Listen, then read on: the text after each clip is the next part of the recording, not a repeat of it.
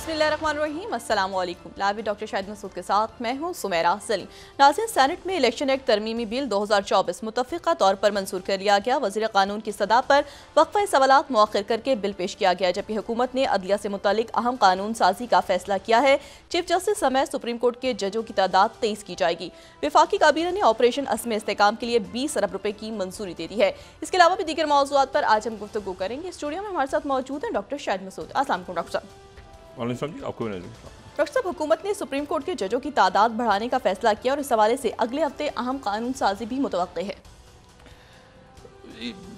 ये इररिलेवेंट है सारी चीज़ें, मैं इन पे ज़्यादा बात नहीं करना चाहता, क्योंकि ये मतलब 23 जज साहिबान होंगे या 50 हो जाएंगे या 150 हो जाएंगे तो मुल्क ठीक हो जाएगा। सुप्रीम कोर्ट में ये इशू है, अगर ये बहुत बड़ा इशू है तो ठीक है। मैं तो मेरा जो नुक्ता नज़र है वो तो यही है कि मईशत, सिक्योरिटी, मईशत जो कम्प्रोमाइज़ बुरी तरह से हो चुकी है, सिक्योरिटी जो कि कल जो कुछ बलूचिस्तान में हुआ, और सोशल अनरेस्ट जो उसके नतीजे में जो इंटरलिंक्ड है आपस में, और उसके नतीजे में आपकी फॉरेन पॉलिसी जो अब मेरे ख्याल से मैं कोई 1.5-2 महीने से बात कर रहा हूँ कि आपकी फॉरेन पॉलिसी पर भी उसका अब इम्पैक्ट आना शुरू हो गया। तो ये सिस्टम तो कोलैप्स है, ये अरेंजमेंट कोलैप्स है, ठीक है। जिसको मैं अरेंजमेंट कहता हूँ कि इसका इधर से भी इधर, और इसकी ओनरशिप लेने को कोई तैयार नहीं है। और यानी आज जो है वो ये हुआ है कि जी सिक्योरिटी के लिए जो भी वसाइल चाहिए होंगे सिक्योरिटी फोर्सेस को, वो ये अरेंजमेंट देगा। मतलब वो सिक्योरिटी फोर्सेस जो हैं वो इनसे पूछ के फिर वो वहाँ पे ऑपरेशन करेंगी। ये पुष्ट पे खड़े होंगे उनके तो वो ऑपरेशन करेंगी, वरना वो नहीं करेंगी, ठीक है। तो और ये कोई ख़ास मेरे नहीं ख्याल के, अभी वो ज़ाहिर है मुख्तलिफ मामला चल रहे हैं इलेक्शन ट्रिब्यूनल्स के भी, उसके भी देखते हैं 12। लेकिन मैंने आपसे कल भी बात की थी ना कि एक पॉलिटिकल गवर्नमेंट पूरी ओनरशिप लेती है। जैसे नवाज शरीफ साहब ने कंप्लीट ओनरशिप ली थी, हालांकि उनके इश्यूज थे 2014 के बाद, धरना हो रहा है, ये हो रहा है, लेकिन चौधरी साहब ने उसकी ओनरशिप ली थी। और जो कराची ऑपरेशन या जो ऑपरेशन ज़रब हुआ था, ओनरशिप ली थी प्रॉपर, उस पर डायलॉग हुए थे, बैठे थे लोग, नेशनल एक्शन प्लान, एक पूरा एक प्रोसेस हुआ था पॉलिटिकल। इसी तरह से जो है वो जब ये पाकिस्तान पीपल्स पार्टी की हुकूमतें जितनी भी रही हैं, कल भी मैंने बात की थी, कंप्लीट ओनरशिप्स, अच्छे हैं बुरे हैं फैसले, जरदारी साहब बैठे हैं, आप बहुत तनकीद करें, आप यूसुफ रज़ा गिलानी, रहमान मलिक साहब मरहूम, या उससे पहले बीबी की हुकूमतें, ownership, complete ownership. Naseerullah Babar क्या कर रहे हैं, एतजाज़ अहसन साहब वज़ीर कानून है तो क्या कर रहे हैं, मतलब कंप्लीट ओनरशिप। ये जो अरेंजमेंट है इसमें ओनरशिप ही नहीं है, मतलब ओनरशिप है ही नहीं कि आप किसी पूछ लें कि गुस्ताखी भी करें कि भाई ठीक है ना, मतलब बस वो मुख्तलिफ, जैसे हम तज्ज़ियाकार बैठे हैं, इससे हमसे ज़्यादा होशियार तज्ज़ियाकार, मतलब है कि एक तो हमारे कोलीग्स हैं ना मीडिया से, बाकी भी मतलब है कि कोई ऑफिशियल कोई ग्रेट गेम का हिस्सा है तो यूँ है तो ऐसे है, तो आप सोचेंगे एक मिनट यार ये काइनेटिक है तो नॉन काइनेटिक है, मतलब भाई आम लोग जो है वो यहाँ पे आप देखें मुल्क की सूरत हाल देखें। और उसमें साथ ही अब ये ईरान से एक जो ख़बर आई है आज जो सारे अखबारों में छपी हुई है, वो ये है कि जो 38 फ्लाइट है, तो इस पर डिस्कशन भी हर जगह हो गया है कि गैस पाइपलाइन बिछाने में नाकामी, ईरान ने पाकिस्तान को अगले माह 38 फ्लाइट आलमी अदालत में ले जाने का नोटिस दे दिया। उनकी साइड की जो है वो कंप्लीट है, हमारी साइड की बनी नहीं है।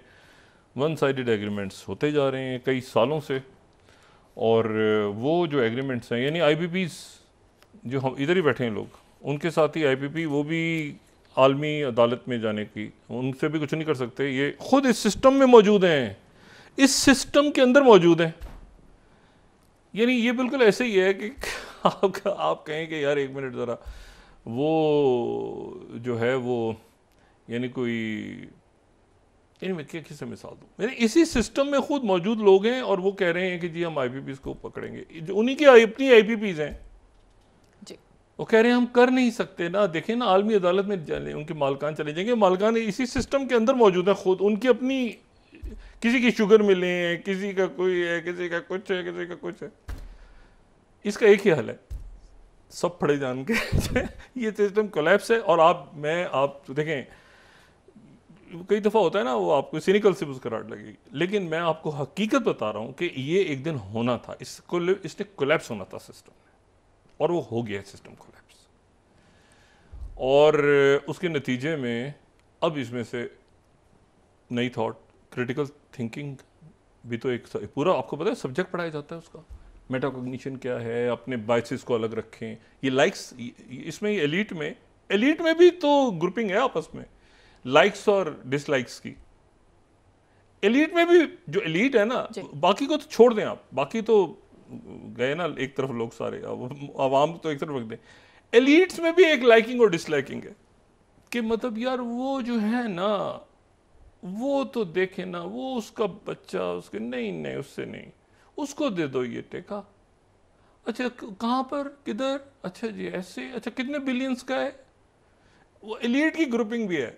अब ये एलीट आपस में, एलीट के टकराव, अवाम तो पब्लिक तो है ही नहीं बीच में, कहीं एलीट लड़ रही है आपस में, ये ऐसे होगा, ये ऐसे होगा, ये बिल आएगा, ये बिल क्यों जाएगा। कल ताजिर हड़ताल कर रहे हैं पूरे मुल्क में, ठीक है। अब ये जो ईरान के साथ जब हुआ, कोई थॉट प्रोसेस होगा पीछे, कोई सोच विचार की गई होगी, फिर उसके बाद डोनाल्ड लू ने वहाँ से कह दिया कि जी वो पाबंदियाँ लगेंगी। ये आप देखें ना, इसके ऊपर जो है अब अजीब एक मामला है कि रॉयटर्स 39 यूएस के it doesn't support Pakistan Iran gas pipeline, वो डोनाल्ड लू ने कह दिया। 39 स्लाइड रॉयटर्स, हम कोट करते हैं ताकि रेफरेंस रहे। उसके जवाब में हमारे जो वजीर, ये इसी साल के हैं, ये पिछले सालों के नहीं है, ये इसी साल के हैं, ठीक है ना। तो उसके जवाब में हमारे जो वजीर ख़ारजा साहब हैं और नायब वजीर आज़म हैं हमारे इज़्ज़त माब, वो वॉइस ऑफ अमेरिका, पाकिस्तान किसी के आगे सर नहीं झुकाएगा, ये वॉइस ऑफ अमेरिका 40 स्लाइड, हाँ किसी के आगे सवाल ही पैदा नहीं होता, पाकिस्तान किसी के आगे जो है वो, ये है 7 मई की, ठीक है। पाकिस्तान किसी के आगे सवाल ही पैदा नहीं होता, मतलब हम ये हमारे वजीर खारजा हैं। उससे पहले वो डोनाल्ड लू देखें आप, राइटर्स, और ईरान ने आगे से कहती हम जा रहे हैं आलमी अदालत। उनकी साइड की उन्होंने अपनी पाइपलाइन 2012 की कंप्लीट की हुई है। कभी शाहिद खान अब्बासी साहब का बयान सुने, कभी दरमियान में आप वो मुसद्दिक मलिक साहब का बयान सुने। खान साहब के दौर में वजीर तवानाई कौन था मुझे नहीं पता, कोई होगा, मुझे मेरे जहन में नहीं आ रहा कि कौन था, कोई था, नदीम बाबर थे या पता नहीं कौन थे, क्या किधर गए, क्या बना, वो भी आईपीपी ज्वाइन कर गए। आईपीपी एक और भी तो है, इस्तेकाम है पाकिस्तान पार्टी, वो चले गए। 2 आईपीपीज है ना, एक अच्छी आईपीपी है, वो दोनों ही अच्छी हैं इस वक्त। तो इशू ये है कि ये सिस्टम कोलैप्स है। एक इंतहाई संजीदा इस वक्त थॉट प्रोसेस की ज़रूरत है, और उस थॉट प्रोसेस के अंदर ये देखना है कि सबसे पहले तो आप, होता है ना कि वही मैंने क्रिटिकल थिंकिंग वाली बात की, मैं उसको यहाँ कोई लेक्चर देने की मूड में नहीं, आइडेंटिफाई करते हैं, बायसेस को एक तरफ रखते हैं, ठीक है, ऑब्जेक्टिव थिंकिंग आप लेकर आते हैं। फिर उसके बाद आप देखते हैं कि बायसेस को, मैंने कहा ना, लाइकिंग और डिसलाइकिंग को छोड़ दें आप, ये मुझे इसकी शक्ल नहीं पसंद यार, इसको दूर करो, इसको ले आओ यार, ये चाहे गुंडे फ्रॉड या क्यों ना, उसको जितवा दो, अच्छा उधर से जितवा दो, ये इसको ख़त्म करें। उसके बाद आप वो जो बात है कि जो लोग, मतलब मुझे देखें, भुगटी साहब की डिमांड्स थी, मैंने कल भी बात की ना, भुगटी साहब की डिमांड्स होती थी, यहाँ गैस नहीं आ रही, ऐसे है, हकूक दें, और पॉलिटिकल फिगर्स थे, पॉलिटिकल लोग थे ये। इसी तरह से आप मिंगल साहब के साथ बैठे, उनकी बात होती थी, हमारा बलूचिस्तान के हकूक, मतलब कोई बात होती। अब सवाल ये है कि यहाँ तो हकूक की बात नहीं, यहाँ तो उन्होंने गोली मार, यहाँ तो उन्होंने शहीद कर दिया, यहाँ तो वो बसों से उतार के शहीद कर रहे हैं, तो वो जो है वो उस सिक्योरिटी फोर्सेस को शहीद कर रहे हैं। अच्छा, ये मेरे इसके ऊपर थोड़े से ज़ाती, जब ये लफ्ज़ से इस्तेमाल होना शुरू हुआ ना, फितना ख़वारिज, तो मेरे थोड़ा सा इसके ऊपर मैं वो था कि ये लफ्ज़ क्यों इस्तेमाल हो रहा है, फितना ख़वारिज, तहरीक तालिबान पाकिस्तान के बजाय। लेकिन फिर मैं आई रियलाइज़ कि ये सही लफ्ज़ इस्तेमाल हो रहा है, क्योंकि एक तासुर ये, क्योंकि आपके पड़ोस में तालिबान की हुकूमत है, इन्होंने अपने नाम के साथ लगाया हुआ है तालिबान। तो जब आप तालिबान में कंफ्यूज होते हैं कि जी तालिबान पाकिस्तान, तालिबान अफगानिस्तान, आगे पीछे दाएं बाएं बहचड़े, तो आपने इसको सेपरेट ही कर लिया। बिल्कुल ये बहुत, मतलब मैं खुद इसके ऊपर थोड़ा सा शुरू में था कि ये क्यों, ये लफ्ज़ कैसे क्या आ गया, कि आपने इसको ख्वारिज, यानी अब ख्वारिज जो हैं, मैं without going in detail history of Islam, हर एक को पता है ख्वारिज वो थे जिन्होंने जो है वो कहा था कि जो हम जिसको कहेंगे वो खलीफा होगा, जिसको हम चाहते हैं, जो हमारे नज़र में, मतलब वो फिर हज़रत उस्मान गनी रज़ी अल्लाह ताला के दौर से शुरू होता है एक इशू, फिर वो चलता है हज़रत अली करमल्लाहु वजह के दौर से, फिर उसके बाद में, और फिर उसके बाद वो जब भाग गए वहाँ से, और एक ग्रुप उन्होंने किसी को भी, मतलब वो जो अहले तशी हैं, जो अहले सुन्नत वल जमात हैं, वो दोनों को ही नहीं मानते। उन्होंने कहा जो हम कहते हैं वो ठीक है। अच्छा, फिर उन्होंने जब ये चले गए ख्वारिज, जो पहाड़ वहाड़ पे चले गए, इन्होंने काफ़ी कब्जा कर लिया तो जगहों पे, तो उसके बाद ये हुआ कि इनको फिर हज्जाज बिन यूसुफ ने, जो कहते हैं ना बड़ा जालिम था हज्जाज बिन यूसुफ, उसने ये किया, उसने वो असल में इनके साथ उसने प्रॉपरली फिर इनकी तबीयत साफ की, क्योंकि इन्होंने कहा कि जो अच्छा, फिर ये समझ नहीं आती थी इनको कि हम किसको, इन्होंने जाके फिर अपना अनाउंस कर दिया एक बंदा कि ये हमारा, जो मतलब इन्होंने नाम दे दिया खलीफा जो भी। फिर थोड़े दिन बाद उनका एहसास होता था कि ये भी ठीक नहीं है, फिर उसको हटा के दूसरा अनाउंस कर देते, फिर उसको हटा के तीसरा अनाउंस कर देते। वो कहते हैं जो हम कहते हैं, मतलब एक अपनी डिफाइड है। तो ये फिर दायरा इस्लाम से इनको खारिज कर दिया गया। तो ये जो है ये लफ्ज़ जो है ना, ठीक है, ये लफ्ज़ जो भी इसकी तारीख हर एक मुसलमान को पता है कि ये लफ्ज़ मेरे ख्याल से बड़ा मुनासिब चुना गया है कि जी इनको, ये वो हैं जो अपने आप ही खुद ही डिफाइन करते हैं और किसी दूसरे को तस्लीम नहीं करते।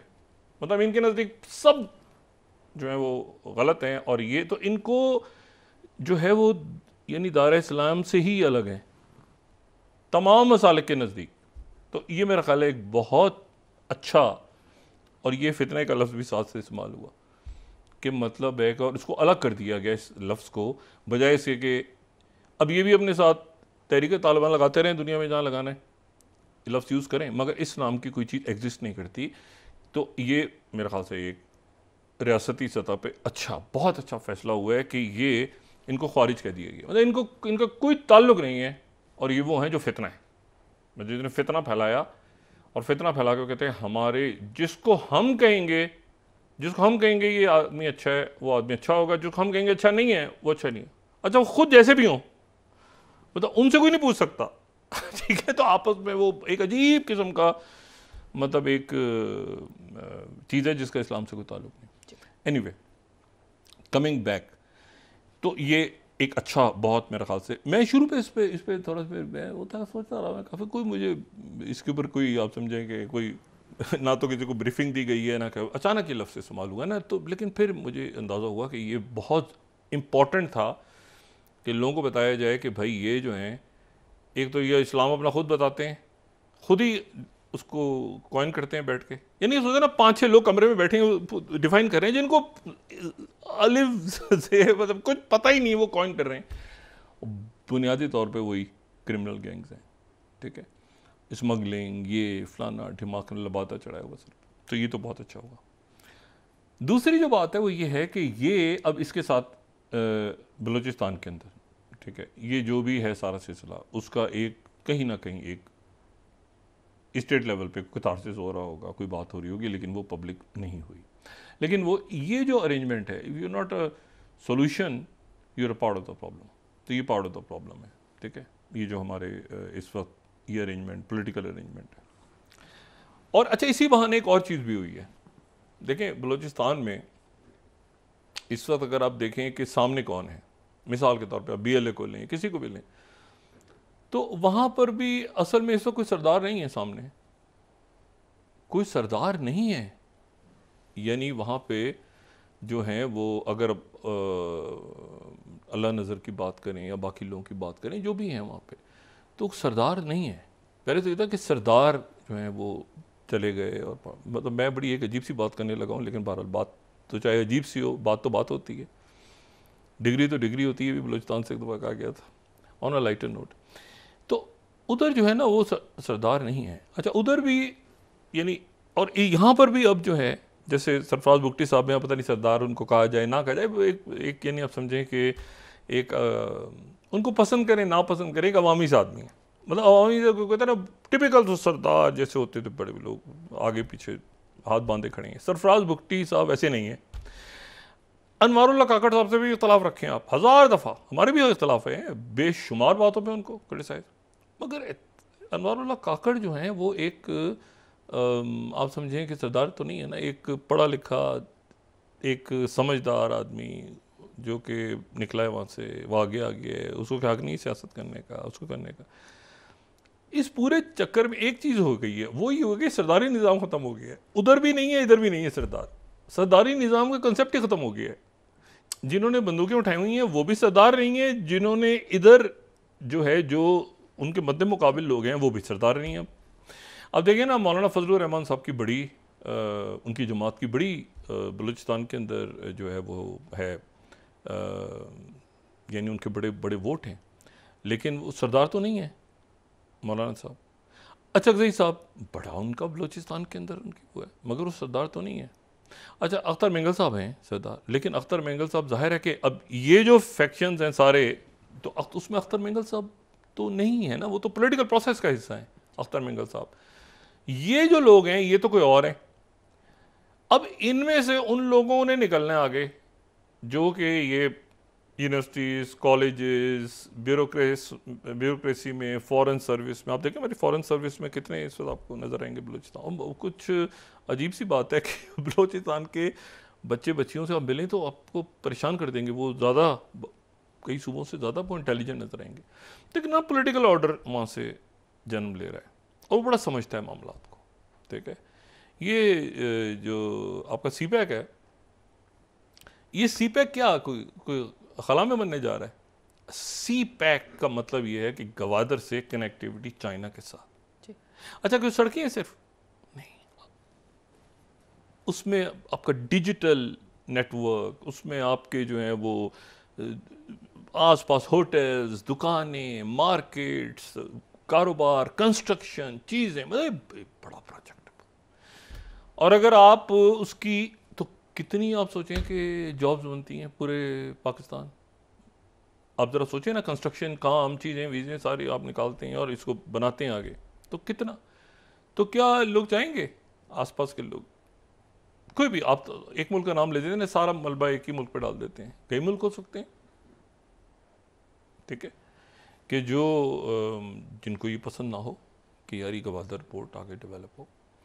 तो बात यह है कि इसमें, और इसमें आप देखें ना कि कितनी अपॉर्चुनिटीज़ बनती हैं आगे जाके। यानी इसमें ऐसा नहीं है कि वो एक बस एक रोड है तो जी उसके साथ तो कनेक्ट हो जाएगा, तो बिल्कुल जी वो उसको आप जियो स्ट्रेटेजिक ले लें। उसमें अपॉर्चुनिटीज़ पब्लिक के लिए, लोगों के लिए कितनी, बलूचिस्तान के लोगों के लिए, पंजाब, सिंध, मतलब वो पूरा यानी आपका एक स्ट्रक्चर है ना। फिर उसमें से शाखें निकल रही हैं, फिर दूसरे मुल्कों के साथ आगे पीछे दाएं बाएं, तो लॉन्ग टर्म प्रोजेक्ट है। तो उसमें अब ये है कि अगर वो बन जाती है कनेक्ट, और यहाँ पर एक अरेंजमेंट है जो कि पार्ट ऑफ द प्रॉब्लम है इस वक्त, या तो ये है कि वो खुद, मैंने कहा ना IPP सारा ये सब आपस में कनेक्टेड। इनकी कैसे टेरर फाइनेंसिंग होती है? ये जो लोग हैं इनके पैसे, जब आप इनको पकड़ें और इनकी टेरर फाइनेंसिंग पे जाएं, कहीं ना कहीं पीछे कोई ना कोई एलीट बैठा होगा खामोशी के साथ, और वो उसकी कोशिश होगी कि यार ये आगे पीछे दाएं, तो एक दफ़ा क्लीन अप करके बिल्कुल तरीके से, ठीक है। और डायलॉग तो पॉलिटिकल लोगों से होता है ना, मतलब एक वो क्या, मतलब मजीद ब्रिगेड की क्या डिमांड्स हैं, क्या किया जाए क्या किया जाए, मतलब उनको बलूचिस्तान के हकूक दिए जाए, क्या दिया, मतलब क्या है, मतलब कोई डिमांड होनी चाहिए ना। तो उनके इलाके में गैस नहीं आ रही मजीद ब्रिगेड के, तो उन्होंने बसों को आग लगा के सिक्योरिटी फोर्सेस और आवाम को शहीद कर दिया बसों से उतार के। नहीं, ऐसा नहीं है। ये प्रॉपर एक, इसको उसी तरह से क्रश करें जैसे कि क्रश किया जाता है एक दहशत को, टेररिस्ट को। अब ये जो बातें हैं ना, बाकी आइन को मानने वालों से मुज़ाकरा फलाना ढिमा करना, ये जो लगे हुए थे आज सारे, मैं बात नहीं कर रहा, ये फजूल बात है सारी। और मुझे इस बात की उम्मीद है, यकीन है कि इसमें प्रिवेल करेगी रियासत इंशाल्लाह। और ये इसके ऊपर जो है वो ये सारे मुआहदे वायदे से भी जान छूटेगी कमिंग डेज में। देखिए लोगों के सामने पहले तो एक्सपोज होना होता है ना, तो एक्सपोज हो गए ना, आईपीपी क्या है, बच्चे बच्चे को पता चल गया मुल्क के आईपीपी क्या है। इसी तरह बच्चे बच्चे को इसके बोल के पता है कि भाई ये जो है इनसे कैसे मुज़ाकरात होंगे, भाई ये तो बमों से उड़ा रहे हैं लोगों को, ये तो गोलियां मार रहे हैं। शऊर लोगों में आ रहा है ना। मुझे बताएं कि इस वक्त कौन है जो ये इनके साथ कहेगा कि जी हमने बातचीत करनी है। ये फितना ख़वारिज के साथ नाम सही, बड़ा सही नाम कॉइन हुआ है ये ख़वारिज, यानी वो जो है वो कमरे में बैठ के वो डिफाइन कर रहे हैं एक दूसरे को कि तू अच्छा मुसलमान है, नहीं तू अच्छा नहीं है, तू बन जा गले, तू बन जा अच्छा ऐसा है कि, और अजीब मतलब उनका दूर दूर मैंने ना ये एक फितना प्रॉपर, तो वो उनको आप उधर क्रश करें। और अच्छा अफगानिस्तान में ऐसा नहीं हो रहा, भाई अफगानिस्तान की सॉइल ज़रूर इस्तेमाल हो रही है, लेकिन अफगान गवर्नमेंट ये जो उनके वहाँ ऐसा नहीं हो रहा वहाँ पर इस बुनियाद के ऊपर वहाँ पे कि जी ये ऐसे है तो ऐसे नहीं, उन्होंने तरीके से, लेकिन उनकी सॉइल इस्तेमाल हो रही है, उनके इंटरनल प्रॉब्लम्स हैं तो वो भी हमने इंगेज करके कैसे करना है क्या करना है, तो एक बड़े तरीके के साथ इस अरेंजमेंट की बस की बात नहीं है। इनका तो बिलियंस बाहर पड़े हुए हैं, ठीक है, बुलाएं तो आधा पाकिस्तान, आधा क्या अगले 20 साल का जो है वो खर्चा पूरा हो जाएगा। एनीवे अब आ जाएं आप ज़रा बड़ी सूरत, तो देखते हैं कि इसके ऊपर क्या किस तरह से रियासत करेगी। और मेरे ख्याल से नी जर्क नहीं होना चाहिए इसके ऊपर, प्रॉपर प्लानिंग के साथ, लेकिन फौरी तौर पे, ठीक है, फौरी तौर पे। और कोई बड़ा मैसिव कोई बॉम्बिंग्स और ऐसा नहीं, वो target intelligence based operation, funding कहाँ से हो रही है, क्या हो रहा है आपने क्वाइटली। और इसमें जो है और मेरे ख्याल से ये जो शहादतें ये रहेगा नहीं जाएंगी इंशाअल्लाह ताला, और इससे निकलेंगे, देखिए। अच्छा अब इसमें दूसरा जो इशू है वो ये है कि अभी चैलेंजेस आते हैं तो कौमों को पता चलता है ना कि आप कहाँ स्टे कर रहे हैं, अब मतलब कहाँ स्टैंड कर रहे हैं। ये चैलेंजेस आपके सामने आ रहे हैं ना, सिक्योरिटी चैलेंजेस, फाइनेंशियल चैलेंजेस, अब इसी में आपके हमने इसी में से तो निकलना है ना। आपको पता है एक हदीस है कि हदीस मुबारक कि अगर शहर में ताउन फैल जाए तो वहाँ शहर को मत छोड़ो। तो एक जगह ये नहीं कि प्रॉब्लम्स हो रहे हैं तो सब खड़े हुए हैं वीज़ा लगवाने के लिए, भागो भागो पता नहीं क्या बनेगा, नहीं आप उधर रहते हैं, you stay, you fight back हौसले के साथ एंड देन यू विन। बाकी तो ठीक है ना, अगर आप भागो यार यहाँ से भागो भागो भागो भागो, हाँ अपनी हिफाजत करना अलग चीज़ है, वो नहीं कह रहा मैं कि छोड़ दो यार ये। अच्छा ये भी तो आपका एक नफसियाती ऑपरेशन होता है ना, कुछ नहीं है यार क्या बनेगा क्या हो गया कुछ नहीं है, ये भी तो एक बड़ा होता है ना मायूसी पे। एनीवे तो इंशाल्लाह ये क्या आइडेंटिफाई हो गए हैं, उसके बाद ये सॉर्ट आउट होगा, निकलेंगे इसमें से इंशाल्लाह, इससे बड़े चैलेंजेस से निकलेंगे। अच्छा अब आ जाएं, अब ज़रा इसको बड़े उस पर ज़रा कैनवस पे नज़र डाल लेते हैं। वहाँ जो है वो सबसे पहले तो जो वाइट हाउस के स्पोक्स पर्सन है जॉन किर्बी, उन्होंने कल ब्रीफिंग दी, फर्स्ट स्लाइड अगर हम दिखा सकें, उसके ऊपर उन्होंने बात की कि ये जो सीज़ फायर है ये अभी ख़त्म नहीं हुआ मामला जंगबंदी वाला। उन्होंने कहा कि ब्रेट मैकर्क जो है वो एक दिन और रुके हैं कायरो में, और लो लेवल पे जो स्टाफ है वो कंटिन्यू रखेगा मुलाकात इस डायलॉग प्रोसेस को, और भी बातें की उन्होंने, यूक्रेन के हवाले से भी सवाल हुआ सारा, लेकिन इंपॉर्टेंट बात ये थी उन्होंने कहा बात कंटिन्यू रहेगी फाइटिंग की। वहाँ पर हो ये रहा है इस वक्त के जो इम्पॉर्टेंट पॉइंट्स थे, यानी इम्पॉर्टेंट जिसके ऊपर फटा पड़ा हुआ था, फिलाडेल्फी कॉरिडोर और दूसरे कॉरिडोर, दोनों कॉरिडोर्स का तो डिटेल बात हो चुकी, उसको ज़रा साइड पे करके इस वक्त जो डिस्कशंस हो रहे हैं वो हो रहे हैं, बाज़ाहिर तो आपको टूटा हुआ नज़र आ रहा है ना, बिल्कुल मुअत्तल हो गया, मुअत्तल नहीं हुए, फटा पड़ा हुआ इस वक्त के कितने यरगमाली और कितने कैदी जेलों से रहे होंगे, और इसराइल क्या वीटो कर रहा है कुछ नामों पे वो कर रहा है, ठीक है, और उसमें जो है वो कुछ ना, और उनमें से कितने यहीं पे रहेंगे मगरबी किनारे पे और गज़ा में, या ये है कि वो बाहर कोई मुल्क जो है उनको लेगा, ये इस वक्त डिस्कस हो रहा है, ठीक है। और ये कुछ चीज़ों को बाद में कर दिया गया कि इसराइली फ़ौज कहाँ होगी, वो विड्रॉ करने पे तैयार हो गए ग्रेजुअली इजिप्ट के साथ, वो इतना इशू। लेकिन ये कि इस दौरान जो है वो एक तो यरगमाली और छुड़ा लिया उन्होंने, इसराइल ने भी कहा कि हमने अपने यरगमाली ऑपरेशन के दौरान छुड़ा लिया, और ये कुछ दिन और मज़ीद ये वहाँ पे कत्ल आम और जारी रहेगी, जो कि अब कोई भी रुख इख्तियार कर सकती है। जो चेयरमैन जॉइंट वहाँ पे आए थे जनरल जी.के. ब्राउन, उन्होंने नॉर्दर्न जो इसराइल है वहाँ का दौरा किया और वहाँ पे इसराइली आर्मी के जो चीफ़ हैं उनके साथ उन्होंने मुलाकात भी की। वहाँ पे उन्होंने ज़ाहिर इजिप्ट गए, पहले जॉर्डन गए उन्होंने, और उन्होंने उसके बाद उनके ये कमेंट्स आए हैं कि जो ये जो झड़प हुई है इसराइल और हिजबुल्लाह के दरमियान, इस दौरान एक बड़ी जंग का ख़तरा टल गया है। यानी एक तरह से दोनों ने किया है अटैक एक दूसरे पे, और एक बड़ी जंग जो लेबनान के साथ होनी थी वो ख़तरा डीएस्केलेट हो गया। साथ ही उन्होंने ये कहा है कि ईरान के साथ भी बहुत हद तक ईरान करेगा, रिस्पॉन्ड किस तरह करेगा, क्या करेगा वो, लेकिन डीएस्केलेट हुआ है अभी क्योंकि बातचीत चल रही है।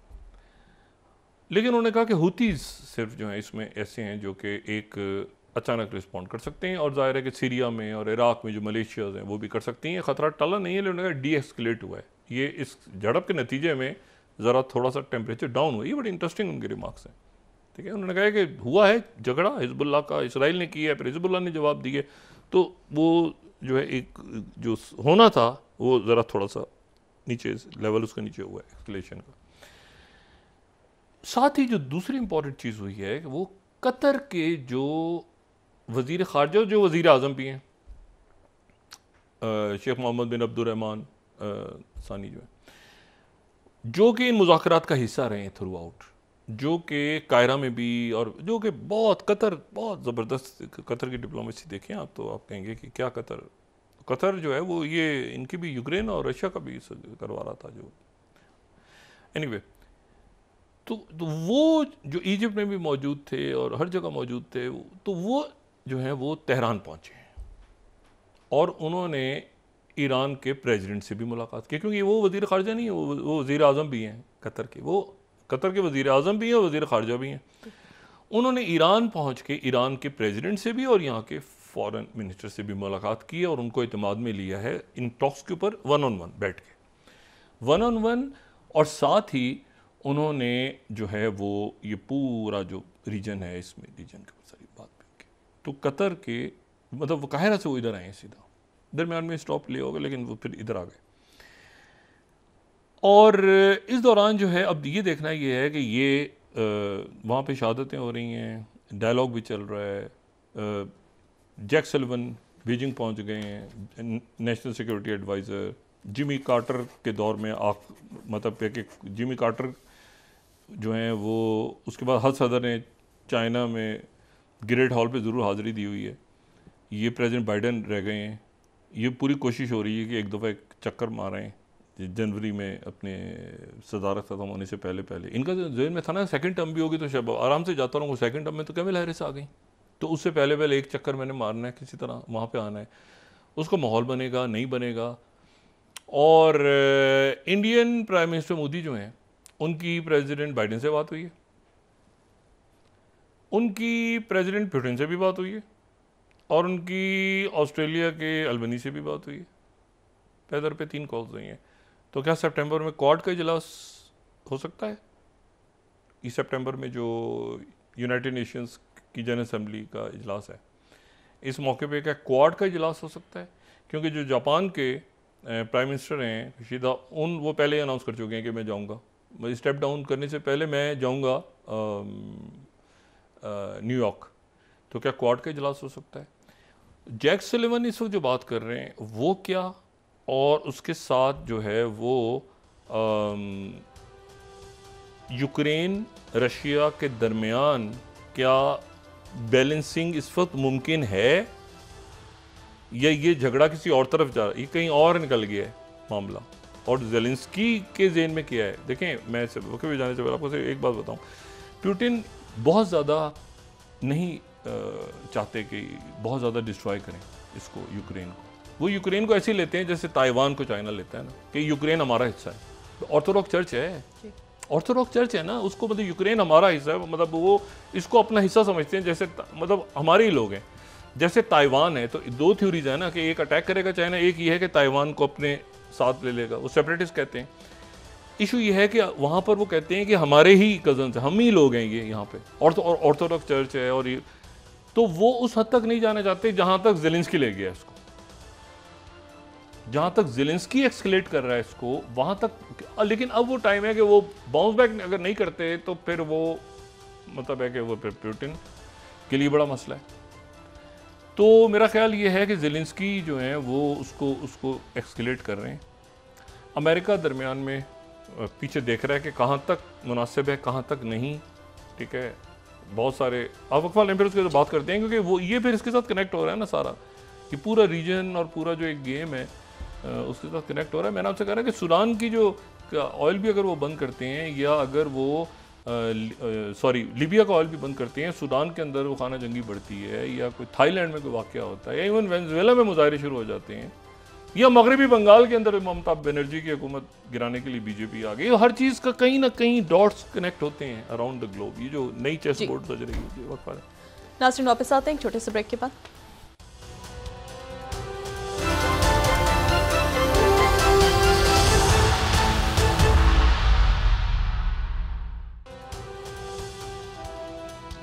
वेलकम बैक नाज़रीन। डॉक्टर साहब, सेनेट में आज इलेक्शन एक्ट तरमीमी बिल 2024 भी मुतफ़क़ा तौर पर मंजूर कर लिया गया। हाँ, वो तरमीमी बिल है, मैंने उसको नहीं ज़्यादा स्टडी किया, लेकिन बात यह है कि जो वही इश्यूज़ के इकॉनमी, सिक्योरिटी, सोशल अनरेस्ट, और ये है कि फेलियर, कोलैप्स ऑफ द ये पूरा ढांचा, और उसमें से नया पॉलिटिकल ऑर्डर कैसे इमर्ज होता है और कैसे आता है सामने। और अभी भी जो मौजूद हैं लोग, देखें अभी आप ये अख्तर मेंगल साहब के मैंने जिक्र किया, सना बलोच साहब जो हैं वो, उनकी आपको क्वालिफिकेशंस और एक्सपीरियंस पता है?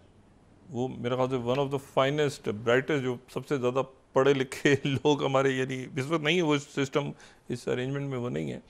ऐसी बहुत सारी शख्सियात हैं जो आपको वहाँ से मिलेंगे लोग, और वो हैं, ठीक है ना। तो मैंने कहा ये जो इशू है ना कि इसको खड़े होके हमारे जो ये इस अरेंजमेंट में जो लोग मौजूद हैं, जो तकरीरें लंबी चौड़ी और ये इश्यूज़ है, प्रॉपर आपकी जो फॉरेन सर्विस, ठीक है, आपके प्रॉपर ब्यूरोक्रेट्स जो समझते हैं मामलात को, और ये आपकी जो सिक्योरिटी फोर्सेस हैं, और उसके साथ आपने मईशत को ठीक करना है। तो आप ये अभी देखें IMF का मामला फिर अटका हुआ है, तो ये हर रोज़ मुनासिब भी नहीं इस तरह से करके ना कि वो कौन आएगा, अब ये है वो है। मतलब 4 सालों में पिछले देखें आप तो वज़ीर ख़ारजा ही कितने रह के जा चुके हैं आपको, मतलब है कि वो कोई मतलब वो नहीं था, वो हमने तो बात नहीं की, उसने की थी, उसने नहीं की थी, उसने की थी। इस तरह नहीं चलते मुल्क। इशू ये है कि एक कोई कांस्टेंट चीज़ें यहाँ पे होनी चाहिए, जो कि होंगी डेफिनेटली अब, और उन कांस्टेंट्स में ये तो सिस्टम कम से कम नहीं है। जिस कॉन्स्टिट्यूशन में यही ना पता हो कि इलेक्शन कब होगा, मतलब दुनिया इधर की उधर हो जाए, जो मर्जी हो जाए, उनको अमेरिका के इलेक्शन की एक तारीख है, यहाँ किसी को पता ही नहीं कि इलेक्शन कमिश्नर ने अनाउंस करना है या इलेक्शन कमिश्नर प्रेसिडेंट ने अनाउंस करना है। इलेक्शन की डेट आखिर सुप्रीम कोर्ट आती है, एक डेट दी जाती है, और वो काफ़ी दिनों की बाद की डेट होती है, 90 दिनों की। तो मतलब ये हमारा कॉन्स्टिट्यूशन है इस वक्त, तो जिसके साथ मुल्क चल रहा है। आप जाए ना ये इसमें UAE में, कतर में, लंबे चौड़े कॉन्स्टिट्यूशन, वो सिचुएशन के लिहाज से ऐसे अपने तेज़ी के साथ खुद ब खुद उनके इशूज़ रोज़ हर रोज़ इमर्ज होता है, कोई प्रॉब्लम, उसको एक लॉ आता है और वो इम्प्लीमेंट होता है, मुल्क चलता रहता है सुकून के साथ, लोग आगे मुल्क चलते रहते हैं ना। फड्डे पड़े हुए हैं कि जी वो शिक नंबर 1 उसमें बाद में B होगी तो ये होगा, उसके तहत तो ऐसे होगा, तो ऐसे। अच्छा, एनीवे, तो इशू ये है कि इसको ठीक करने की ज़रूरत है। जो जैक सुलिवन गए हैं वहाँ पे, मैंने बात की कि जैक सुलिवन का चाइना, अब ये स्ट्रेटेजिक चैनल, जिसकी बात हमने पहले भी की, 4वीं-5वीं मुलाकात हो रही है दोनों की, वांग यी की और जैक सुलिवन की, और ये डेफिनेटली कंटिन्यू करेगा चैनल, कैमिला हैरिस आएँ या ट्रंप आएँ। अच्छा, अब ट्रंप के बाद अगर ट्रंप आते हैं तो ये ट्रंप के लिए दुनिया कैसी होगी और यहाँ पे क्या होगा, और इससे पहले क्या ये जंग जो है ये चलेगी? क्योंकि इस वक्त देखें जो ज़ेलेंस्की हैं वो ये कह रहे हैं कि हमें ये जो मिसाइल्स हैं ATACMs, ठीक है, इनको यूज़ करने की इजाज़त दी जाए, जो हम डीप रशिया में यूज़ कर सकें, अभी तो डिफेंस के लिए हमें दिए हुए थे, लेकिन डीप रशियन सॉइल पे यूज़ कर सकें। अच्छा, एक जो 6th स्लाइड हम देखें ना अगर, तो एक है जो कि फ्रांस जो लैंड लॉस है ना, तो वो तो जो है वो स्टॉर्म शैडो, तो उनकी तो ज़्यादा रेंज है, और जो ग्राउंड लॉन्च्ड हैं उनकी रेंज कम है ज़रा, लेकिन वो अमेरिका ने दिए हैं। और ये जो एयर लॉन्च्ड हैं ये यूके और फ्रांस ने दिए हैं। ये अगर हम सेकंड स्लाइड यहाँ दिखा सकें। अब ये है कि ये जो है वो कुछ मुल्क ऐसे हैं नेटो में जो कहते हैं करें इस्तेमाल, कुछ कहते हैं नहीं करें इस्तेमाल। अमेरिका कहीं दरमियान में खड़ा है कि 1 मिनट इसको मतलब हम इजाज़त दें या ना दें, किस तरह आगे मूव हमने करना है।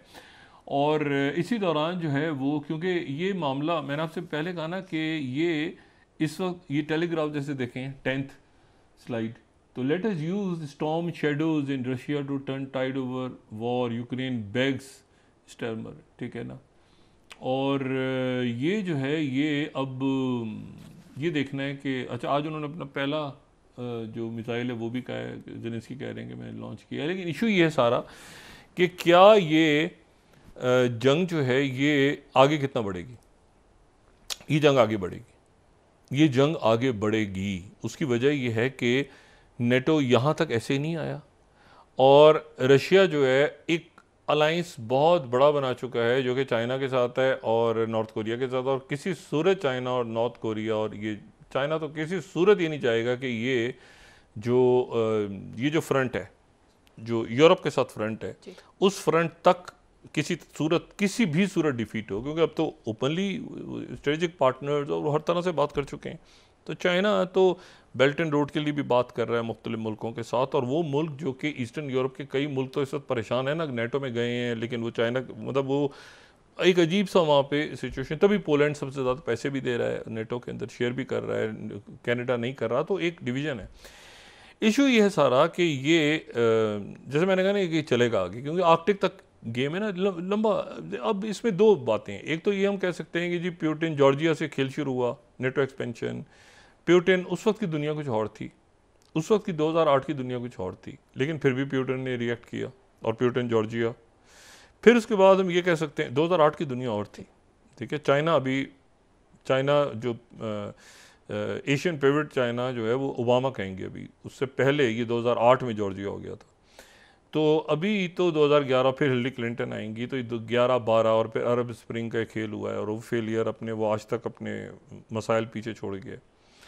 फिर दाइश आ गई बीच में और इस तरह के कैरेक्टर्स आ गए। लेकिन ये है कि इशू ये है कि अब इसमें ये भी हम बात कर सकते हैं कि क्या प्यूटिन उस वक्त प्यूटिन को ये करना, लेकिन शायद वो 2014 में चाइना की ये इस तरह नहीं था। फिर ये कि अरब स्प्रिंग के अंदर रशिया ने अपने आप को इन्वॉल्व किया, यानी वो एक टाइम अमेरिकन से बात करते हैं, वो कहते हैं कि उस वक्त जो है वो शायद यूक्रेन इतना तैयार नहीं था, अमेरिकन का ये ख्याल है।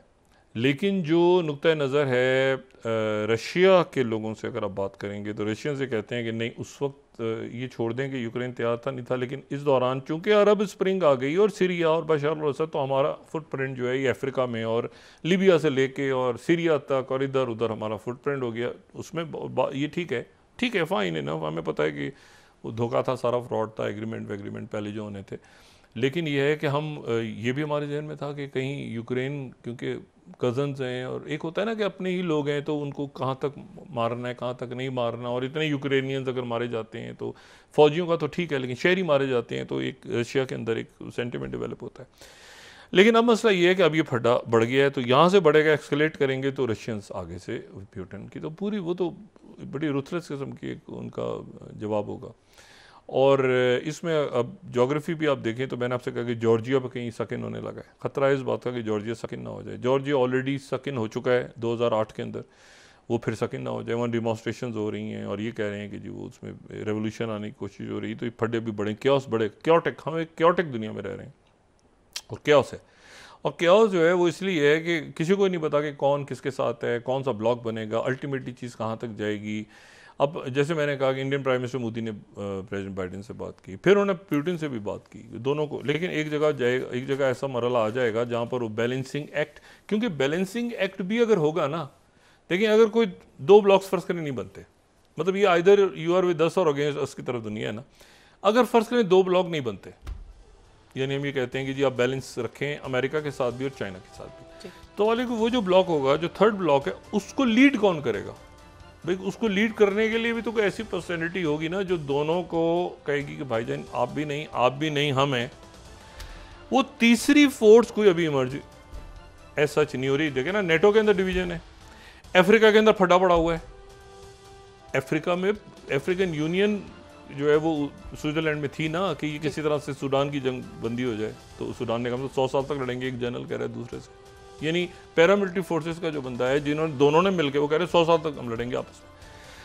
अच्छा, ये वो जगह है जहाँ पे इथोपिया है, डैम, चाइना की इन्वेस्टमेंट्स, आगे पीछे पूरा वैगनर ग्रुप कहीं खलीफा अफ्तार के साथ अब है या नहीं है, या क्या सिचुएशन। तो ये एक लॉन्ग गेम, उसके अंदर नी जर्क इफेक्ट तो यहाँ पे नहीं ना, बिल्कुल। ये हमारी सबसे ही गुजारिश है कि नी जर्क इफेक्ट तो एक लंबे सुने कि लॉन्ग टर्म स्ट्रेटजी। ये जो 7 से 8 वाली खबरें हैं ना, हाँ ये अपना इम्पैक्ट छोड़ गया, वाकया जो बलूचिस्तान में है ये अपना एक लॉन्ग टर्म इम्पैक्ट छोड़ गया। और ये ऐसा वाकया नहीं है जिसको आज भुलाया जाए या आज से कई सालों बाद भी ये ज़हन में रहेगा लोगों के। और जिन्होंने इन्वेस्टमेंट्स करनी है, जिन्होंने, तो आपने इस मामले को तो फौरी तौर पे सिक्योरिटी के मामले को हर सूरत, यानी इसमें कोई डिबेट की ज़रूरत भी नहीं है, बहस की कोई ज़रूरत नहीं है।